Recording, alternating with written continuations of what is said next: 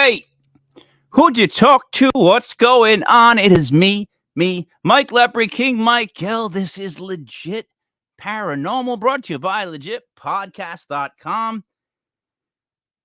It is May. It is finally May. It is 0501-2022. A lot of things the math geeks can do with that. Joining me as always, Buddy there. Buddy, what's going on, pal? Good evening, Mike. How are you this evening? I'm green. You look green. You look very festive, very happy for spring. May. I myself am celebrating May Day wholeheartedly. I have a nice, beautiful beer. But before I get into my beautiful beer, I started yesterday my wonderful weekend off watching second-year Little League batting champion Connor Ryan Ahern. 4 at-bats, 4 hits. Go get him, kid. You're gonna be in the MLB someday. It was beautiful. We should do a legit Little League. That'd be maybe you can't not. Bet, you can't bet on it. No, and then I skipped into the lovely town of Putnam, Connecticut, which is right up the road from me. And I went to a brewery, which I've been to before, which I featured here on the show. But this is a different beer. This is called Bear, as in Winnie the Pooh Bear. Bare Hands Brewery. And they make a lovely triple dry hopped beer called Harley Quinn. It's a nice, easy 8.8 sippage. It's absolutely delicious. Bare Hands Brewery, by the way, they have Czechs, they have Pilsners, they have lagers, they have stouts, and they do flights of scotch and whiskey for those of y'all who don't like the suds. So it's a wonderful place. If I find out you're getting free beer again, buddy, I've already reported you to HR twice. If I find out that you're doing it again, we're gonna have words. They don't give it away for free. It's beautiful. All right. You want to do the introductions there, Mr. Bear? Beautiful, like our guests who are also from Connecticut, right in the same area, right in eastern Connecticut. She is a founder, a paranormal investigator of Mass Con Paranormal, lovely group, and he is also a paranormal investigator, yet a skeptic. He collects haunted items and creepy dolls and all that stuff that Buddy's afraid of. Together they call themselves the Radikals, and welcome to the show, the Radikals, Lauren and Danny. Hey guys. Hey guys. Hey guys. So wait a minute. First off, Danny, skeptic or skeptical? Because if you're haunted stuff, you're skeptical. Well, right? I would consider myself an objective skeptic. I mean, all right. I think anything is possible, just not probable. I mean, if you say that you saw something, I believe you, but I just wish I was there. Yeah, exactly. You kind of want proof. You just want. I want definite proof. That experience. Okay, so Lauren, your side of it would be more where this has been a lifelong thing with you. No, or did it start up? Wait a minute. I actually read it started up watching the Ghostbusters, and then I was like, is she talking about the cartoon, or did she mean the movie? Because they both killer. Which one do you mean? I'm partial to the movie. Okay. I'm a huge Egon fan, so I like the movie. I've always liked the scientific. Yeah. Tell us about the Twinkie. Yeah. No, I like the So, all right, you followed the TV shows then in the early 2000s, correct? Yes. Okay. That's when I call the bubble of my life. I had twins in 2003. From 2003 to like 2013, I don't think I even knew who was president. Like I was just like trying to survive because it's twins, a lot of kids, a lot of diapers.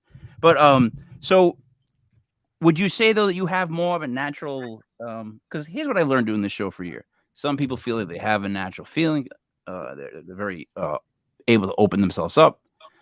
Then there's those of us that feel like you would have to explain to us what you even mean by opening up. Instructions on how to open up, like a return. If I want to return it, can I return it? Again, you know what I mean? Like I'm to that point with stuff like that. But with you, does it come in? I've been working with my friend and mentor to kind of hone in on my skills, but it kind of comes naturally, I guess. I go into a place, I don't know any history on it, and usually I end up feeling sick, or we actually just had that whole problem about a month ago. Yeah. You get nauseous? Oh yeah, I get nauseous. I've actually just figured out that my early warning system as to if something's going to happen is it's like a belching kind of a thing. It just kind of, I start burping. And it's usually after that when I start getting the nauseous feeling. And Danny, you just start running around trying to figure out what you can grab to help to get out of there, to figure out the situation, right? I've just got as much equipment to document everything as possible. That's all. That's awful. That's awful that happened. So now, does it happen with you think negative energy, negative spaces? It does. I like the case that we just did a public investigation at the Murdoch Whitney house and the Isaac Moore house. Morse? Yeah. And we love the Murdoch Whitney house. It's the most amazing place in the world. Love it. The Isaac Morse house was absolutely horrific for me. Really? Yeah, it was rough. In other words, the minute you got there, felt starting to feel sick or pulling up, like, kind of give me an idea of when it started to like how the sickness settles in. Well, when we were up on the second floor, I felt a little uncomfortable, but it wasn't until we got into the basement that we walked a little ways into the basement and I literally fell over into the foundation. Ugh. I literally almost threw up and I'm like, I have to get out of here. So my daughter, she walked upstairs with me again and we sat down and I felt almost like something was being ripped out of me. Being a mom, you get that feeling like you couldn't help a child.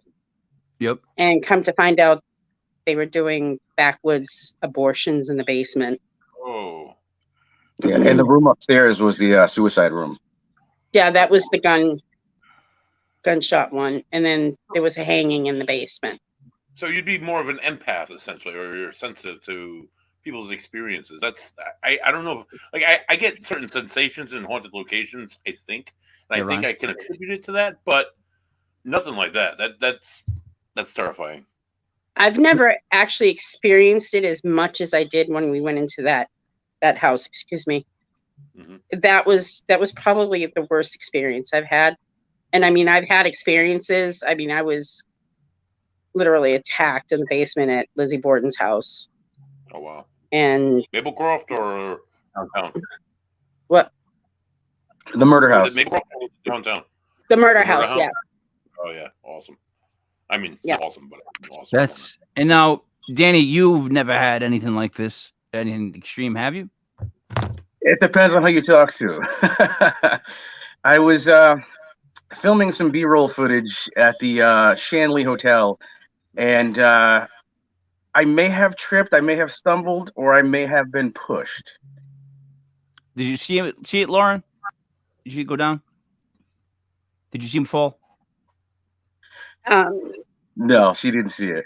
Who saw you fall? I didn't see it, but when he came up to us afterwards, he's like, "Oh my God, I think I was just pushed in the hallway." So wait a minute. So in the moment, it sounds like you think you were pushed, and then the more you got through, like time passed, you were like, I tripped. Well, the more I rationalized it, it was like, well, did I really get pushed, or could it have been something else? The weird thing is the light on the over-the-shoulder camera that I had actually was on there nice and tight, and it flipped and it spiraled into the air in front of the camera and hit the floor. So that was the thing that startled me the most, because the force was pretty crazy. And I was filming outside the room called the Esther room. And the funny thing is later on in the night, we went up on the third floor, and I think it might have been Lauren that asked who pushed Danny, and the spirit box said Esther. So it was pretty weird. Come on, seriously? 2 questions on this, Dan. One, you're a guy, so you know what it's like to get pushed. Hopefully, you've been pushed once as a little kid and growing up. Oh, yeah. And kickball, whatever it is you do. So you know what it's like to be pushed. So in the moment, you would have known whether you were pushed or you tripped, I would think, right? And then I would think so. He's got to that, Danny. I would think so, but at the same time, as I go back to it and I'm thinking, I'm like, that rug that's on the floor there is loose. Did I stumble? Did I, it's like, Any other answer? it's not definitive. So it's like, I can't really say. I really hope I was pushed. I think we also need to get you a dictionary for the word skeptic, because so far no good. Like, skeptical, but skeptic. How can you be skeptic at this point? But we continue. Haunted artifacts. So here's my thing with haunted artifacts. We had a gentleman on once who had a haunted doll. Matt Warner. It had like a noose around its neck and all this stuff. Yeah, and the story was like that his friend had this doll that was really haunted, causing these problems, and called him up in the middle of the night and was like, "You want the doll?" And he's like, "Yeah, I'll come get it." I mean, you guys have no idea where I come from. I come from, buddy, get ready to drink, a very small, old school Italian like family on both sides. These are things that I'm like, what? Like, what's going on? What? Like, so it was like, why would you go pick up a haunted doll and bring it into your house? Why would you bring something haunted into your house? And then he tried to show it to us, and I was terrified. So you have haunted stuff. It's in your house, isn't it, Danny? We have very few dolls. Most of the stuff is various other items.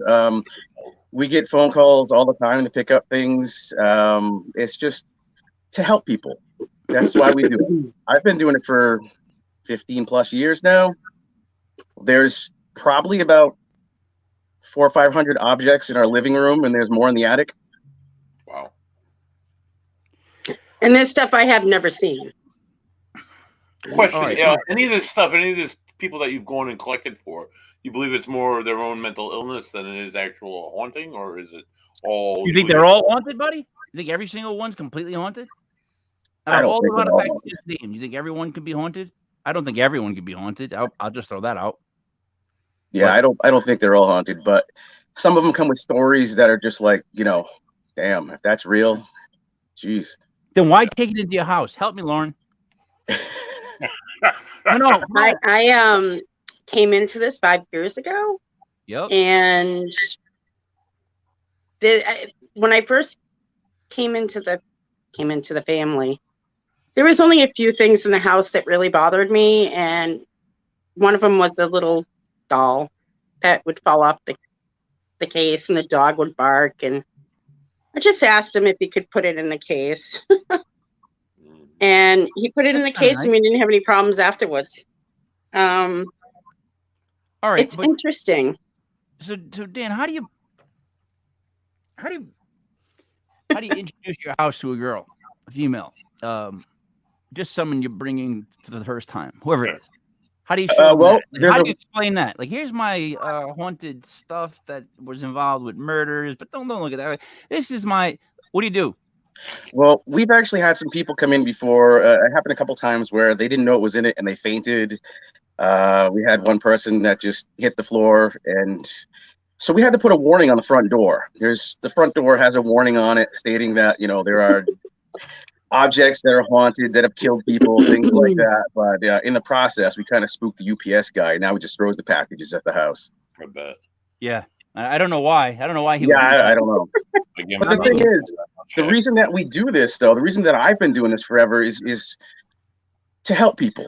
Whether or not I believe their story doesn't matter. The fact that they got rid of it, even if it's psychosomatic, they're at peace. You know what? That's a great look. So, all right, where do you juggle that? Because I'll tell you this: I think that's a great thing. I think it's a great thing to do for somebody. But at what point do you say, you know what? I got enough stuff. Like, I don't need to bring any more evil into the house. Never, no. Huh? He's got me. That's all he needs. The thing is maybe if we bring in enough stuff in the house, maybe I actually will believe. You won't. You should call yourself the skeptical paranormal hoarder. There you go. That's what you're starting to sound like. In the word skeptical, they give me, what do you mean by that? Be like, I kind of use it vaguely. I get different reasons for it. Just, we're good. And just breeze right by it. You're pretty good at that, though. You're pretty good at talking your way out of stuff. What would be the most haunted object in the house beside the two of you and any other living people? Oh boy, that's tough. It depends on who you talk to. What do you think, Lauren? Well, if it's an object that I have actually had not really issues, but have heard things since we brought it into the house, I would have to probably say the crying girl. But if it's something that's, crying? I'm sorry? Do you hear crying? No, actually, I heard a little girl call mama. Oh. All right. So then, therefore, from my B level 101 paranormal education I've gotten over the last year, everyone usually says to me that when it's a little child's voice, it's usually never a child, usually demonic. That's kind of where the Carl Johnson, Keith Johnson split comes. I've learned that about those two. They split kind of on that one, which is going to be great when they finally give in and do my wrestling match idea. But no, it'd be greght. I was already thinking about you two guys against the paranormal couple. Cody and Cody and Corey. We'll do like a mixed tag team. Too. Yeah, they're great. You better not. Couple kids, but yeah, great people. The Mac, you gotta hate them. Yeah, that'd be great. Come on now. All right, back into character. So, all right. Does that mean, do you believe in that side of it, that it's a demon? It's not a little, I mean, why would a little kid be talking out of the doll? Actually, it's a painting. Painting? Yeah, there's a story behind the painting, though. I mean, the crying boys, crying girls are made by this artist, Giovanni Braglin. And they supposedly come with a curse where all the houses they've been in, or most of the houses, are burned down to the ground except for the painting. Wait a minute, hold on. I'll solo that out. She's actually showing it now. Oh man! I don't. All right, enough of that. Next, I'm not looking anymore. I'm actually not. I wasn't looking anymore. I stopped looking. I don't know if you noticed. I had to stop looking. But if we're gonna talk about the piece that gives me the heebie-jeebies in the house, it would probably be the Nikisi. What is? Nikisi, it's an African fetish doll. Let me see if I can turn this camera around real quick. It's an African what? It's an African fetish doll. I'm not having luck with this camera. How'd you do that, Lauren? I just did it behind my back. I want to make sure I want to make sure Dan's got fetish under control, like Skeptic. I want to make sure we're on the same. Yeah, not that kind of fetish. Agreement to what fetish means, right, Dan? Yeah, not that kind of fetish. All right. See, that's what I'm trying to say here. Confusion. There it is, right there. All right. Buddy, basically, what it is a doll that they put intent into to kill somebody. And this is from the, I believe, 1940s, 1950s in the African Congo. Supposedly, it's responsible for killing 2 people. When I went to go pick it up, I was with my brother. We were picking. We do picking on the side, like the American Pickers kind of thing. And I told him, I said, I found some Ouija boards that were there as well. He's like, take them. I got something else for you. My brother's like, I'm going to carry the Nkisi. I'll carry it. Don't worry about it. And I was like, listen, no. Let me carry it. I know what this is. He's a worse skeptic that he just believes in nothing like that. And so he's carrying it, and he rubs his side of his stomach where the basket was resting on him. And he's like, dude, this better not be a freaking fertility doll. And I was like, no, it's not. And 2 weeks later, he was diagnosed with pancreatic cancer in that exact spot. Oh. But he was actually diagnosed with a rare form of female pancreatic cancer. And it was completely operable. They cut it out. He survived. And to this day, he says, keep that freaking thing away from me. Thanks for showing us that one, Dan. Hey, no problem. Anytime. Like, whoa. So wait a minute. So get rid of it. Right? When you want to get rid of it? No. See, that's the thing with a lot of these things. If people think, well, I'll throw it out, I'll put it in the woods, I'll bury it, whatnot. Well, what happens when someone else finds it? Well, if you bury it deep enough, Dan, I'm hoping they won't find it. Hopefully not, but you never know. It's just not a shallow grave. Just go like 5-6 feet deep. And the thing is this, if you're a skeptic, what do you care? It's a doll. It's a painting. Throw it out. Right. No, I like to help people, and hopefully in the process, I'll make that connection where everything worked out for me, and I believe, and Dan, you're gonna come home one day, right? And there's gonna be Lauren, me and Buddy will be there, some other paranormal people. And we're gonna have a sit down like intervention with you, and be like, intervention. Look, yeah, intervention. We're gonna be like, look, dude, You believe in a lot of stuff. Just you do. You've been through a lot. You've been through a lot, Dan. You've been through a lot. You had a lot of stories. I mean, how can you not? I mean, I appreciate the fact that you at least are impartial every time you look into something. I think if anybody's going to be good at anything they do, when you listen to something, like, first of all, you can't let the fact that people sometimes just drive you nuts.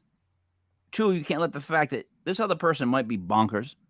And then 3, some people work off strictly like, what's the word I'm looking for? Ethnic type, like I have a lot of Italian superstitions that like no one else even cares about, but to me they're like legit deals. You know what I mean? Right. So like you got to make sure that you clear all that up. Do you guys like when you go like investigate or you're involved in something like that? Do you have forms of your own that you'd like to make people fill out to kind of get a gauge on them, or is it more like of a consultation talk? No, we've got a 14-page form that goes through medications and mental illness histories, as well as any changes to the house, reconstructions. It's very detailed. A lot of people hate it, but it's very essential. There was one person that we went to, and I work in the mental health care, and I've been doing it for about 18 years now. He was showing all the symptoms of being schizophrenic. And it turns out, he went and got checked. He was schizophrenic. He's not being told by the demon to kill himself anymore. Right. And he's living a great life. Yeah, that's it's weird how, here's the thing. It's weird how the two cross over, right? Paranormal and mental health. But the paranormal community in the most, from my opinion, they don't want that attached. It's better to not be seen as the less mental health, the more people believe what they're trying to say. Like you know what I mean? You don't want that attached to it. But firsthand, they see it a lot more than most people, and they help it a lot more than most people. So it's like, I guess it's touchy, right? As to how they juggle it. Lauren, your thoughts? It is. I didn't work in the mental field. I worked in a nursing home with Alzheimer's patients. So, same. But do you think the paranormal community tries to stay away from the help that they do in that capacity? That's what I'm trying to say. Like, in other words, you don't want to attach to if I'm a Bigfoot investigator, the last thing I want to be talking about is mental health.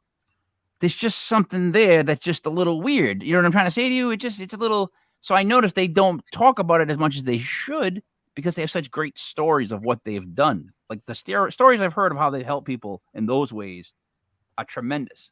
But it's like maybe because the connection isn't a good connection, it doesn't get enough rub. You know what I'm saying, Dan? Yeah. We try to rule out all the obvious before we go into the supernatural. 14 pages. I mean, by 14 pages, I hope to God you got it nailed down by then. Buddy, your turn. Go ahead, shoot something. Oh my God. So as I also work in the mental health field, forensic psychology, and today I applied for nursing school. So fingers crossed I'll get into nursing school. Yeah, what, buddy? In mental health. How often as paranormal investigators, I myself, I have a mental health clinician as a member of my team, just so I can, like, if I can't ascertain, she can ascertain, if it's mental health or not. How often do you guys run into somebody who's like completely off the meds, symptomatic? There's a few people in Rhode Island that are known, that are on the map. Do you guys have that in Connecticut too? Are there certain people that you'd be like, oh, he's off the meds again, he's coming and saying this, that, and the other thing? You have like clients that you run into that will tell you a story that their house is completely haunted and it's only like their own mental health. Do you experience that? Yeah. There's this one person who, like, every year, almost like clockwork, sends these emails out to a bunch of people. Yep, that's what I'm talking about. Yep. Okay, all right, yeah. I get the same emails every year. All right, that's all you're gonna say, guys, right? You're gonna leave us on the outside like that. These emails, what do they say? Talk about the email. Like, you guys can talk about. You don't have to tell me who it is. I don't want to know who it is. I'm just saying, what are they saying? Like the guy's haunted, demonic, being attacked by a demon. He's got scratches, and here's some pictures. And how bad are the pictures? What's that? How bad are the pictures? Like how bad? The pictures look like they were taken with a potato. Yeah. I would assume that. I'm not big into technology, but I'm gonna assume that's not very good. No. Not at all. So he's got family that are actually in the paranormal who are sane and lucid, and he just kind of like. It's easy to get wrapped up in the paranormal when you're mentally ill, or like you get hyper religious. You find that a lot in the mentally ill. It's just or hyper political. It's just you dive deep into the New York attach football onto it, giant. and they get like really into it, like way too much. I hear that. I hear it. So, all right, moving on to my next stop. You got all these haunted artifacts.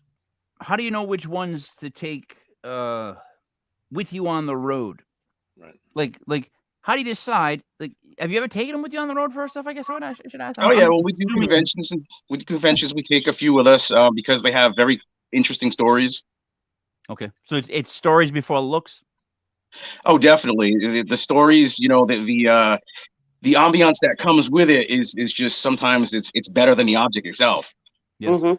true. That's true. Well, Buddy has seen a few of our objects, especially at Ocean State Paracon. Right. We used to bring quite a few items to that. Well, you're bringing them on the 21st and 22nd. You guys are going to right? that too, yeah. On the Salem. No. No, I don't think we're going. I think we're just going to attend that one as attendees. Oh, nice. Well, we'll see you there then. On the But we will be at the Sleepy Hollow Paracon. Wow.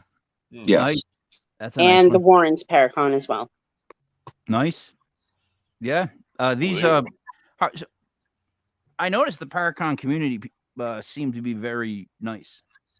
Like, I don't know if it's, you know, there's definitely a couple different camps, but for the most part, everybody seems really nice. I was taken aback by that. How do you guys feel about the whole thing? You think people share enough information and stuff like that? Yeah, Lauren. Well, I You think be honest. that every Paracon is different, but at the same time, they're still the same. You get to know people in the different areas, different parts of the country, and everybody's been really good and very nice to us. So, all right. What about you, Dan? What do you think? I think it's great. It's just this thing where everyone's there for like-minded reasons, and you know, it's okay to ask questions and talk about things, and as well as, you know, educate people that are just curious, that are coming through, and it's really cool. But I mean, share information. When I say that, I mean from one table of guests to another table of guests. Like, in other words, whatever findings you have with someone else who has findings, or is it just shooting stories at each other? Like, no, it's definitely, like you said, from one team to another, from one table to another. That's the really cool part, because you know, you can check out, you know, that these guys, you know, usually know what they're doing and things like that, and it's like, holy crap, that's freaking amazing. Awesome. So it's like networking in a weird way. Definitely. Paranormal intelligence. That's actually how we met Buddy. The research side of things too. Like you go to these conferences and you're amongst all these paranormal people. Like next week we're doing the SK Victorian Mansion, SK Pearson up in Gardner, and everybody and their brothers done that. So, I mean, you talk to everybody's experiences. Certain people who experience different things in different parts of the house. Like, oh, you got to try Abby's. You got to try the nanny's room. You got to go upstairs to the closet. You got to go down in the basement. Everybody has something different to say, so it kind of adds to your own research and what you're trying to accomplish and what you haven't experienced either. So I mean, it's yeah. Cool. See, I don't do this type of stuff. That's Buddy's side of this. I mean serious. So I'm the legit podcast guy. Nice. I do sports, and then I was like, we need a show for Sunday night, because growing up I was a huge Art Bell fan. Like, I think Art Bell on a Sunday night used to end my week. So I'm like, we need a paranormal show for Sunday night. And then I pitched it to my friend Dave. I went to go see Clutch with last night. By the way, I don't mean to like promote this as something that's a cool thing, but I do not remember leaving the show with Dave and his wife, the ride home, coming in my house, tequila, going to bed. None of that. That's completely blacked out, and it's been bothering me all day, more so than a hangover. I'm like, I didn't even drink. What did I? Like, you know, you can't figure it out. You can't do the math. But anyways, I digress. I ended up being the one to host the show, and I ended up doing this with Buddy, Genius Kev, and then now Genius Kev dropped out. We have Joey Paranormal. Joey's not here tonight. So you're getting just the stars of the show, Buddy and myself. Buddy money there. Buddy money. So I've learned so much, right, and got to know so many different people. And what I learned was that people in the ghost community are very open with each other. Vampires, all the way to cryptids.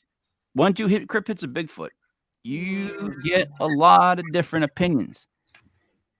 Went to that Bigfoot con again in Fort Defiance, Virginia, and every table seemed to have a different opinion of where Bigfoot came from. Like, was he out in the universe? Was he did he actually hide in the ground? Was he physical? And then this guy got up at the end. I don't want to say his name, but he's old, and he just starts talking about how cryptids are things that we imagine in our head. And the minute he just started to kind of say that, I just went, "Oh man!" I just scanned the room because I'm just there, you know what I mean? But I knew the minute he said this is going to cause some sort of shit. Like back from where I'm from, those are fighting words. So I'm looking around, and the tables are getting mad. I'm like, wow, this is great. This is great. We didn't see something. We didn't see anything. But again, they have a hard time, I guess, with agreeing on the origin of Bigfoot. I guess it's different when you're dealing with historical facts and things like that, though, right? Hauntings. Easier. I mean, it's easier to say because the Bigfoot thing is I'm all for it in certain stories, but like the fact that your story has to be the only one that's right, like that's the only origin of Bigfoot. Like Moon Knight has like 3 or 4 origins. They're only talking about like what 2 or 3 on the show now. So it's like I don't get it. But I digress again. I keep getting this note about artisan peanut butter. Oh, I don't even know. I love peanut butter. Go ahead. Let's talk about peanut butter. I don't even know, but I don't even know what it means. So I made sure I didn't Google it, look it up, touch it, leaving it on the paper to ask you because I honestly don't know what that means. What is artisan peanut butter? Well, we have a couple different avenues that we do to help get money so we can do these things to help people. And one of them is we make homemade peanut butter. I mean, we actually take the nuts, we grind them down, but that's where it gets interesting because once it's there, we blend it. Like we have taco peanut butter, we've got cocoa peanut butter, we've got jalapeno peanut butter. It's just. Can you put stuff like that with peanut butter? Where is this? Where can I get this? Wait a minute. Stop. All right, here we go. We're gonna get into this. Wait, can you put that stuff in peanut butter and it's still peanut butter? Oh yeah. Yes. Like beer, Mike. You don't understand. No, don't start with me. That's why I already said it with you. I knew you were gonna go in this avenue. It's not beer when it's blueberry flavored. It's always beer, Mike. It's always beer. I can't win this argument, guys. I'm sorry. Butter. All right, so the peanut butter. Right? I'm enjoying the flavors. I'm just wondering if it's still gonna hold the taste because I definitely like. Yeah, we're working on a whiskey peanut butter now. Oh, yeah. Trouble. Nice. That's a good one. That's actually a good one. The second one said barbecue. Oh, BBQ. Yeah, the barbecue Radical Red Devil barbecue sauce. Ooh. Really? Yeah, it's a barbecue and dipping sauce. Everything's homemade. I grow a garden every year so I can get all the ingredients. I see you. And it's a blast. I mean, I ship it all over the world. People use it as a dip. People use it as barbecue sauce. It's pretty good. So when the lockdown happened, you were like, what do I care? I got a whole entire like biosphere in my house. Oh, our life didn't even change when it came to the pandemic and lockdown. And there's still too much to do. Unbelievable. So, all right, Lauren, I noticed Dan likes to talk. I'm kidding, Dan. I'm kidding. I mean, you really are completely okay with all of that stuff in the house? Like, everything, you're fine with it? You make peace with it? You don't think anything's ever going to pop up? Like, in other words, like, joke grenades. Like, when you tell a joke, it takes a couple minutes for people to get the joke, and then afterwards they laugh. Well, can't there be, like, haunting grenades where, like, that doll's just sitting there, and then, like, 6 months in, it starts to do crazy stuff? You're not worried about that kind of stuff? No. God darn it. How? Why? Why are you like the nerves of steel? What's the deal? Why are you not nervous about negative energy that much being in the house? Oh, look at that medical stuff. I do sage the house at least once a month.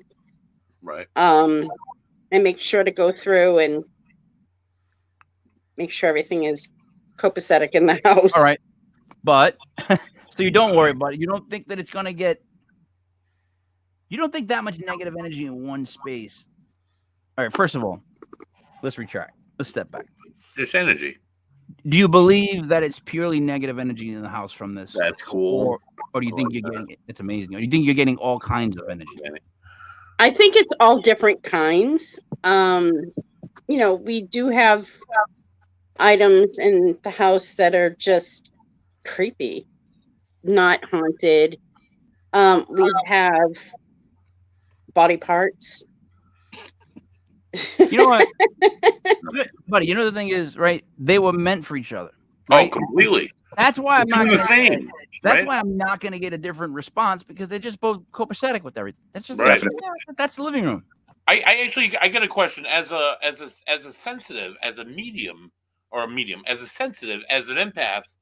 All this stuff that's there, whatever might be connected to it or might not be, just the look of it, it doesn't give you that like nauseous feeling when you look at it. It's the weirdest thing.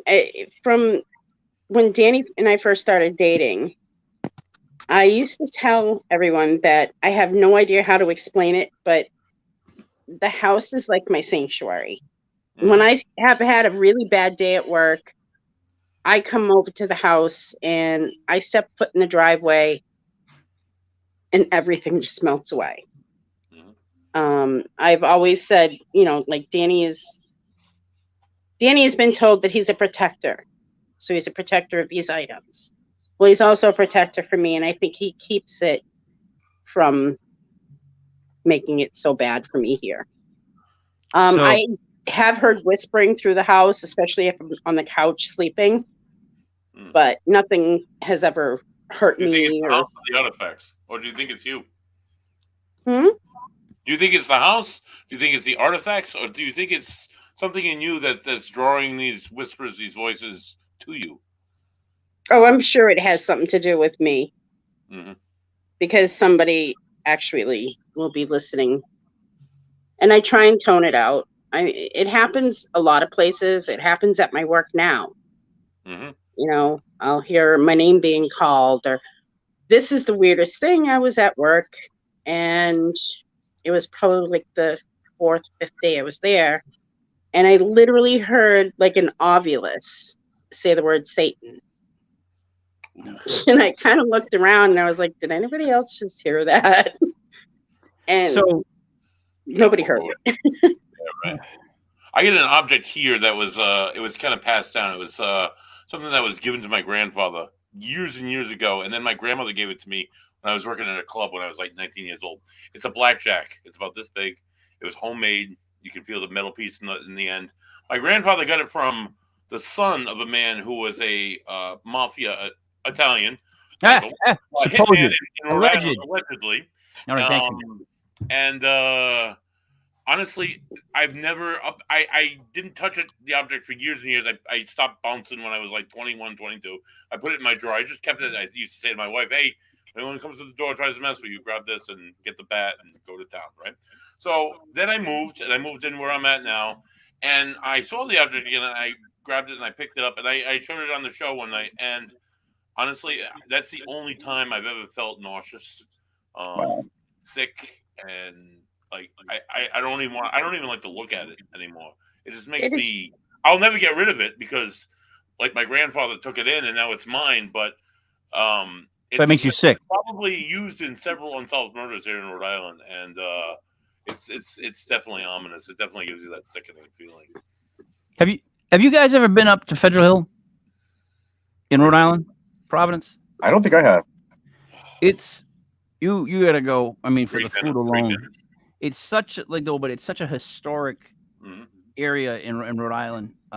Federal Hill was it's where all like the Italians, when they came over from 1910 to 1920, that was the main place to be because Petrarca set up shop in Providence. Matter of fact, he set up in North Providence, which is the town that I'm from. So he was always in the area, and he was like, they finally released how big of a crime boss he was. And then there's all these like crazy murders that have happened, like in the Biltmore, or there's so many different haunted stories about that area. So it's all got the same. His blackjack is of that same universal vibe of like. There's definitely a lot of bad spirits involved with like the mafia, if that makes any sense. There really is. Like that's what most people think that's what that blackjack would be. Is that just like so the violence? Because here's what maybe I'm wrong. Mostly I am. I think the emotional experience of the person with the blackjack and the pain that it's delivering somehow gets stained on that blackjack. Mm-hmm. Does that make any sense? That makes sense. Totally. Like residual energy. Yeah. Danny, you're a skeptic.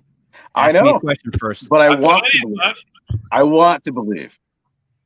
I'm just, this is what I do. I'm just messing with you. But you know what I'm trying to say? Like that's so. Do you believe that too, Lauren? That's what energy comes from the two different people onto the thing, like the evil inflicted, and then the pain. The pain, yeah. Yeah, I do. It depends on how the object was used. Like we have We've got one piece that we can't even bring in the house. Really? It has to stay in the garage. Yeah, really. And the only reason why is because our dog hates it. Yep. She will not eat for 3 days. We left it in for 3 days till we figured out what it was. And then we pulled it out and she was fine again. And we tried bringing it in the house while she didn't see it and putting it into the studio in the back of the house when she didn't see it. And the same thing happened again. It's a painting of Mephistopheles. And the guy that was painting it, I don't know what was going through his mind, but he sliced his wrist and started painting with his own blood. And he bled out as he was doing it, and he died. That's awesome. Creepy, but it's awesome. What? Yeah, and our dog just hates it. So it has to stay out in the garage just for the dog's safety. What kind of dog do you have? It's a pug. Dog's name? Bela Lugosi. Oh, nice. Oh, nice. Yeah, that's right. That's perfect. Are you both dog? Many people? pictures of this dog. Oh, it is dog. Are you both dog people? I am. Lauren wasn't, but kind of is now. Yeah, I was a cat person. My wife started off as a cat person a long time ago, but we are a dog house, and I trust my dog's instincts more than anything else.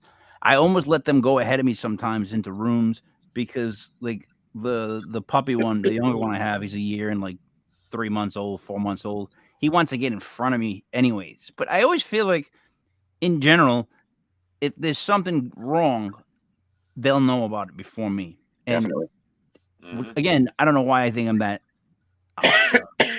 highly of dogs, but I always have. I almost put dogs higher up than us because they can just relax. We can't. I mean, they can just shut things out and then turn things back on. I mean, my dogs. That's what I'm saying. Like, it's weird. They actually give me comfort, not just in threat from physical harm. It's more just, I don't know. They sense the vibe in a room. They get that. Oh yeah. I go. They're nature's empaths for sure, man. They're definitely empaths. But so that what's weird is, so you bring a dog into a house like that. So I know dogs are gonna have reactions, and then you bring Lauren. No offense, not comparing you to a dog. I'm saying you're an empath yourself. Let me make sure I said that all in one shot because I always get myself in trouble more like that. I take a pause and then I finish the sentence, but she doesn't let me finish it. She starts yelling at me in the middle because like just in the first half it's not right. Danny, you know, just not. So I'm just saying, like, it's tough to bring her into the house. Like that was a bit of a risk, right? She has reactions to things. There's so much in your house that could cause reactions. Like your house might be reaction central, right? It's No worries. possible. Yeah. Hey, one of the reasons is that I bought the house in the first place was the previous owner took a shotgun to his head and pulled the trigger. Bam! Look at you guys. And you did. Was that how you got the house at a low cost, or what was the? We got it really cheap because of it. No one wanted to move to that house. No, yeah, no one wanted. Like, it. and all the neighbors were like, "Don't go to that house." I got shot. Yeah, don't go to that I place. want to go to that house. And now they see the hearse in the driveway, and they're still like, "Don't go to that place." So a guy kills himself, and then the next family moves in, and there's a hearse parked in the driveway. Two of them. They embrace that the man killed himself. That's even better. You got to have at least 2 neighbors that they don't understand you guys. They probably try to avoid you guys. You got to have, right, at least 2. Oh yeah, I was at Stop and Shop a couple years ago, and I was buying some lottery tickets, and I have a hat that says corner, and she's like, ah, that's funny, man. There's this creepy guy that lives down the road from me, and he's got a hearse and a 12-foot skeleton and all this crazy weird shit. And I was like, yeah, that would be me. Those are my favorite moments of all, just Oh. period in life. Yeah. Especially if you're smart, you milk it. You try to get them to say as much as you possibly can. Yeah, he's really crazy. I've heard he's really nuts. And they just keep laying into you. Oh, I love it. Yeah, I get that at my house. My problem is, again, the dogs bark. And the new dog is so big. He's like Marmaduke. But he's like Marmaduke. He's a big dope. Like, he's just too big. Like, he's too big. Buddy knows him. Buddy's seen him. He's a big boy. Yeah, he's a big yeah, he weighs about as much as I do. He's a big. I like to get on the floor with him and let him lick my face. His dad was a pit bull, right? The mom was what's called a mastador, a mastiff and a lab. Oh wow! They had like four or five puppies. All the other puppies were all round and pudgy, fat pit bully. They looked just like the dad. They had that perfect style. So that's one of the dogs that I was gonna get, but then she's out of dogs. She's like, but the first dog actually got taken back. The guy didn't want him. I'm like, why would I want the dog? It was spooking his older dog. And I'm like, that's bullshit. It's going to be some other reason. And when he showed up and the puppy had legs that were this long, he looked like a bad puppet. Like, if you held him from here, he didn't look real. I used to call him dumb puppet arms because he couldn't even get to the windowsill. Like his arms would be on the windowsill, but his head is way the heck back here because he can't get past his forearms. They were like this long for a puppy. For real. But anyways, yeah, he's that is my man. That's the guy that helps me with stuff like that. So, all right, you're going on a hike. You're going to like one of these festivals. I would say festivals. I just like that word. Paracons. Do you have a go-to list of things that you bring? Do you mix it up? Do you get a feeling one day? I'm gonna go with this one over that. I'm gonna take that rabbit foot. You leave the frog at home. I mean, it depends. I mean. Like if we're going the main, we'll bring the front end of the piece of the car that inspired the movie Christine, the book. So we'll bring that because we're going to be in the main region, and we like to mix it up. So, paranormal skeptical button pusher. Paranormal. That's what you are so far. You like to get in there and push a little bit of buttons, Dan. You know how to. If you're going to be a wrestler, would you be a good guy or bad guy, Dan? Hey, there's nothing wrong with the reaction. Exactly, buddy. There it is. That's Mike. That's Mike all day. He'll speak like legit fantasy team. So we won't go there. Let's not go there. We don't need to bring out the belt tonight, Mike. Yeah, we do not need it to happen. We have a fantasy football league amongst all the guys in this whole like podcast like world of ours, and they're all supposed to be allegedly great at fantasy sports and whatnot. Buddy was in it, and Buddy was not the one who won the championship. I almost did. I almost won. If I bring out the belt, I have to do the whole spiel. So I'll save you guys. It makes me it nauseates me. Like, I make them so sick on a regular basis on that football show because I'll just stop the show, put the belt on, the sunglasses, and I just use their full first name and just run them down the line. They want to beat me so bad, and it's so much fun. Like it's so much fun to be the button pusher. So like you must love rolling in there with that Christine thing. So oh yeah, it's fun. So, all right, if it's like other than conventions, what could you do? Like, they're not gonna let you at a kid event, right? Like, I'm being serious. I'm not joking. I'm like, well, or could you do a kid event? Like, you have like low level stuff that you could come in on a different angle, or is it strictly you are PG-13 and above?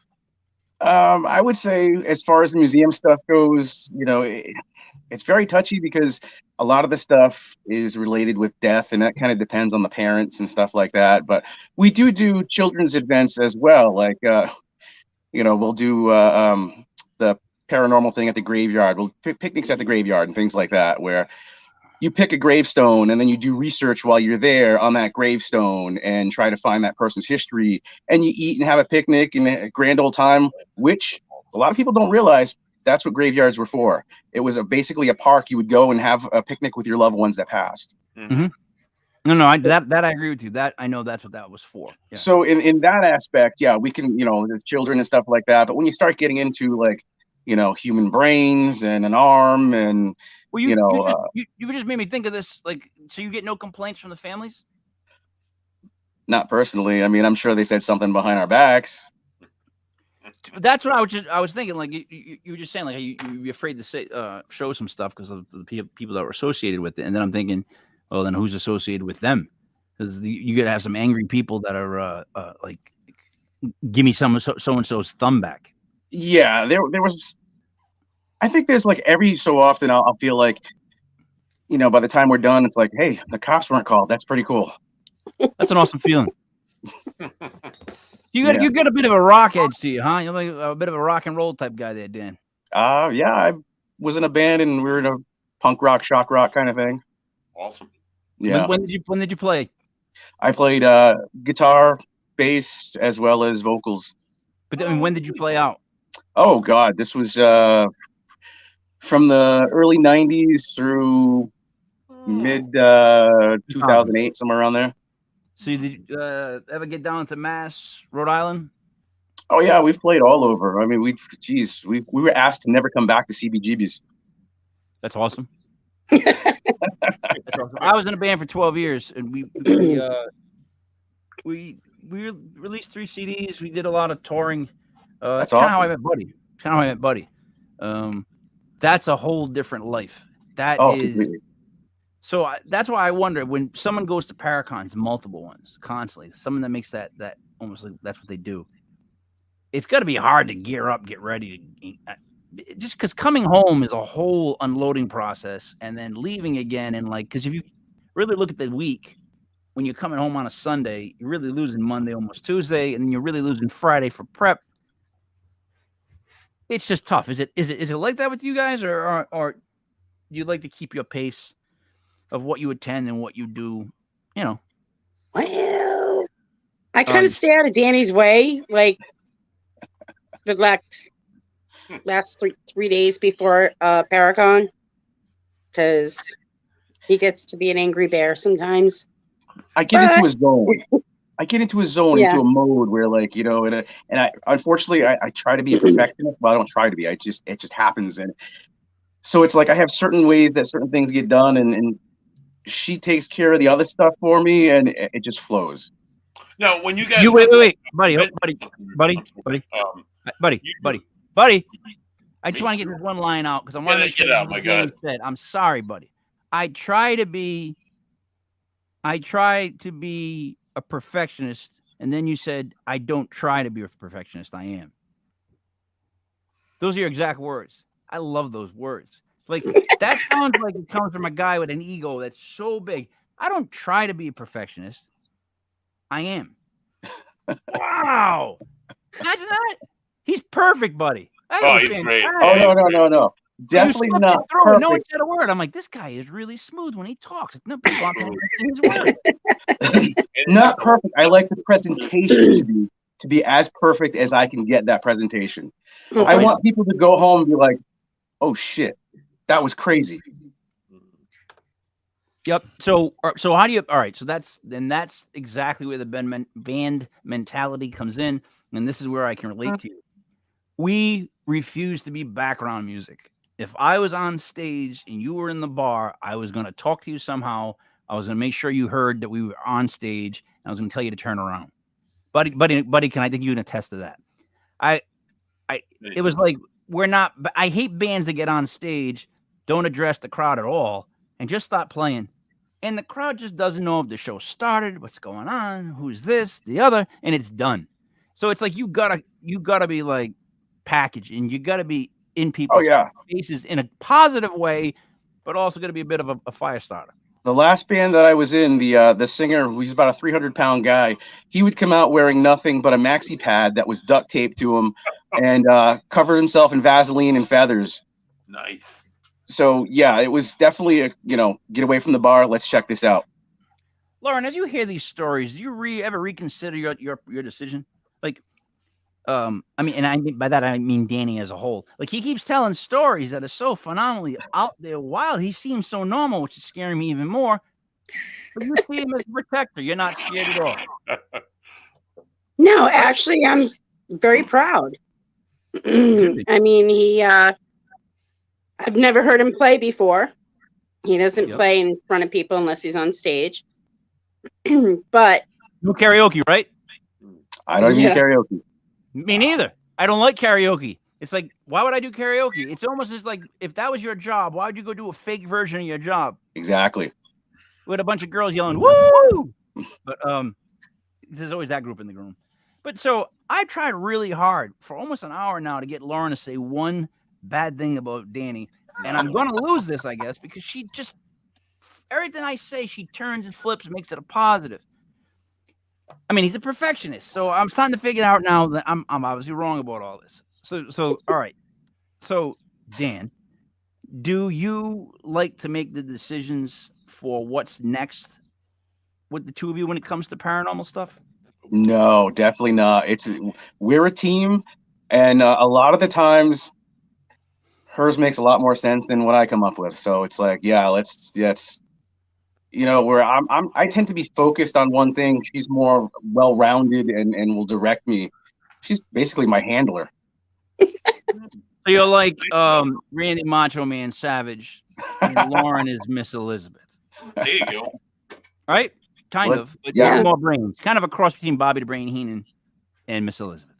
Right? Because I don't think she really told Macho Man much. You can't tell Macho Man much. I don't think he would listen. Is that how you see it, Lauren? You're kind of the guider of Danny and his mayhem, and then you bring in what you bring into it? Well, we converse about it, but I'm the one who keeps the calendar. I'm sorry. I muted the wrong one. Oh. Say that again. I apologize. I'm the one who keeps the calendar and lets him know where we're going and make sure everything's ready to rock and roll. That's fantastic. What I'm doing is every now and then I mute one of your mics because I tell you're in the same house, so I get a little bit of bleed. Oh yeah. I'm just been cutting. In case you've been wondering why I'm constantly trying to mute stuff, I'm just keeping the bleed out. Buddy, help me with this now. You work in paranormal. I do this kind of stuff. Could you live in this house where there's this much stuff that has potential negative energy? I mean, you're having trouble with a little blackjack, buddy. So I got a good answer, Mike. First of all, outside of the paranormal, before I even got involved with the paranormal, I hated dolls since I can remember. So I hate dolls. Second of all, I love the rich cultural traditions of the African and the Haitian cultures, some of the voodoo, some of the religions that they're phenomenal. They're very fascinating to study. As somebody in the paranormal, I find it absolutely fascinating to put that kind of energy into an object and have that object resonate onto a person. However, I would not want that in my house. I go outside of my house and I investigate potential hauntings. And if I can rule everything out, I'll look for a ghost per se in that area, but I'll tell them when I live, hey, I'm leaving and you can't come with me. I don't want that shit, excuse my French, in my house where I live. So no, Mike, I could not tolerate 16,000, whatever, how many items, 6, 5, a million, one. I have one haunted object in this house, and that's enough for me. And buddy, thank you for your precise answer. Very precise, Mike.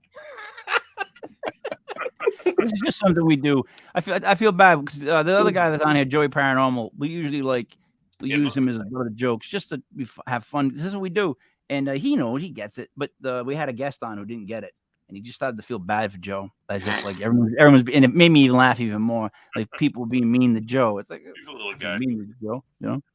So you're still walking around your house. In every room, you have different things. You have. What do you have the most of? That's what I would want to know, I guess. Like what objects? Dolls, paintings. Oh boy. What haunted objects? To be honest, yes. Ouija boards. I hate those things. Danny with his freaky Ouija boards. Yes, I actually make Ouija boards and I sell them at the conventions. Can you make a Ouija board? Yeah, definitely. Here's one that I made for the Conjuring House. With your own blood, right, Danny? That's. Yes, I actually bathe them in my own blood and all that good stuff. Tell you what, dope artist. But boy, it doesn't sound like you're trying to provoke or poke the bear at all when it comes to the paranormal. No, not at all. Making your own Ouija boards, making them look like really nice and. He's skeptic, Mike. And I actually make them out of casket wood. I don't even know what that is, Dan. The wood that they use to make caskets. Oh. I teamed up with a casket company and I get the wood from them and But it's roll going to up be in a the certain type of tree, right? It can't be the casket tree.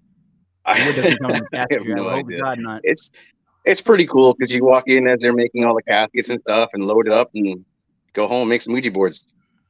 Weirdo. Yeah, I don't like them. I never knew you had to shut them off to get out. To get out. I never knew you had to go to off.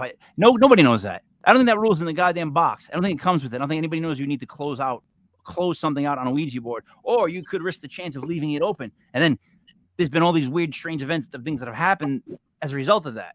Like, why would you put that much pressure on a couple of kids, like with these Ouija boards? The thing is, a lot of people don't realize that, one of the original reasons that it was made, I mean, there's the whole spirituality thing and everything, but it was also a dating game. I mean, back in the old days, it was uncouth for a male and a woman to be in the same room alone if they weren't married. But if you use this little game that you put on your knees and put your knees together, which is pretty risque back then, and sometimes you may even touch hands, it becomes a great parlor game. And that's, Yeah. what it was intended. And I'm 100% sure that all of those Ouija board readings went accurate. I'm positive that the guy wasn't shoving that around the board where he wanted to go. Like, should we date? Yes. You know what I mean? Like, yeah, I'm sure he was just being nice and calm. Like, he can't go near a girl. He gets excited when their knees touch, and you're gonna give him the chance to spell out words. Come on now. I don't trust men. No one should trust men. Not at all. No, there's always bad intentions behind everything. Guys, we're at the hour. What would you like to bring up again? Promote, give a little rub to before we go. Danny, you go first because then Lauren will probably have more information. You're more the splash guy. Geez, I don't know where we're going. I don't know what we're doing. So yeah, it would probably be Lauren. Lauren. Okay. In September, is it September? Oh, geez. No, I'm sorry. It's in October. October 21st and 22nd, we will be in Sleepy Hollow, New York at the Sleepy Hollow Paracon. And then October 29th, we will be at the Warren's Paracon at Mohegan Sun. Oh, nice. And Ocean State Paracons, we're not quite sure yet, but we will be there as well. Awesome. And I'm sure there'll be a few things in between, and we'll be hosting a few paranormal get-togethers and things like that, which will be all on our website, theradikals.com. Yeah, I keep saying I want to in .org. .org. .org. Yeah, sorry. Yeah, it's theradikals.org. Yeah, we're gonna have some meetups. We're gonna have people actually come over to our house and have a cookout and go through the museum and all kinds of fun stuff. Yeah, so my thing is, I've been saying to Buddy for a while, like, I want to get all the past guests of the show in one place for one party because it's a great list of people. Oh yeah, definitely. It would be a lot of fun to do. Yeah, great list of people. You know what I mean? And I want it to be more of just like a beer garden / paranormal presentation. I don't want any music. Like the one I'm doing, I'm hosting on the 14th. It's the Banshee Fest. So there's gonna be, you'll have Carl Johnson and Keith Johnson doing awesome. Yeah. But you'll have like 8 rock bands. So Ken DeCosta will be there. It's gonna be Rick Pimentel of PLS Paranormal will be there. It's a great host of like Rhode Island team members, and the Johnsons are just like the figureheads anywhere. Oh yeah. And I got a balance between the bands and then paranormal presenters. So I can't wait. I just can't wait to tell jokes that are really bad. That's what I did at the big thing. It'll be great. No, they were always appropriate. Family event. I always have, MG. I was the guy. All right, person running the event, Chuckles the clown. Oh, Chuckles is awesome. Chuckles, yeah. Word. So now I get a call by Chuckles, who I called Albert, and then he said, "No, it's Charles." I'm like, that was 3 names right there. Name. I'm like, okay. He's like, I'm sitting around with the wife. Just wanted to make sure you knew that the event was going to be all ages. And then about 30 seconds in, I'm like, is Chuckles the clown, the killer clown, calling me to tell me to make sure I watch my mouth at the event? Like, what have I become? What are they thinking me? Like, what is going on? I'm like, Chuckles, I got this, dude. I got kids. I got kids, man. I got kids. Like, I hosted kids' talent shows. I'm not going to curse. All right, cool. Just want to let you know, great kid, but he was so nervous about the show, and I guess he just, I don't know, Do I even curse on the show? Have I cursed even yet at all? You haven't cursed, Mike. I curse usually. Yeah. Joe will drop an F-bomb every now and again. Didn't drop a few. You're the classy guy. Yeah, I know about that. So, buddy, you got anything you want to wrap up? So it's been awesome seeing you guys. As always, it's always good to see you guys at Paracons or other events, and I look forward to seeing you guys at this year's Ocean State Paracon. We'll most likely be rejoining the paranormal community next week. Though, tune in. We have he's a psychic medium now. He used to be a forensic parapsychologist, so it's kind of like what I do when I'm not doing this stuff or the paranormal stuff. Robert Ridgey, he'll be joining us next Sunday live at 7:05. So it should be a good talk with a little psychotherapy with Mike and Robert Ridgey. When's he joining us? Next week, right? Next Sunday, Michael. All right, because sometimes you throw those like weird times. Parapsychologist, and now he's a psychic medium. So it'll be a good best of both worlds, Mike. So Danny and Lauren, you guys will be at the USS Salem one on the 21st. Yeah, we're gonna attend and just hang out and have some fun. But if you have stuff you want to sell, you by all means you can bring it and sit at our table. We're at a table. We'll sell your stuff. I'm one of those people. I don't care about that stuff. Well, maybe we'll bring some peanut butter. Yeah, that's what I'm saying. Bring some peanut butter, definitely. Yeah, good thinking. I'm gonna have CDs. I can't guarantee you I'll sell it, but I'll definitely eat it. So I'll have a bunch of stuff, but I wanted other stuff, because like we got a table, but it's like, who cares about me? Like, you know what I mean? Like, why would you want to come talk to me at a Paracon like that? What am I going to do? Tell you about past guests? Like, go talk to the actual people. They're right there. You know what I mean? So it'd be fun if we sold some stuff, and I think peanut butter might be nice. And I think the most ridiculous flavored peanut butter, well, to other people, would be the best brand to bring. Let's be shocking, you know. And Dan, if you want to just little guerrilla warfare, just stop playing. We'll do like a rock show in the middle of a paranormal event until they kick us out. They'll remember us. So that's right. Keep that in mind, guys. It was a lot of fun. I appreciate you coming on the show. I appreciate you being able to deal with the style of the show. We're a little bit just different. I can't take the shows where I watch where people are so serious and so monotone. It's just like, I want to hear what you're saying, but you're putting me to sleep. So I want to hear it, but you guys can give me a little juice, a little bit, so I don't fall asleep.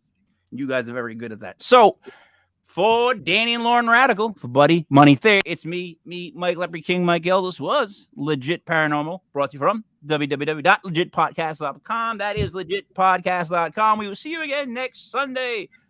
Our next show should be Wednesday night. Wrestling.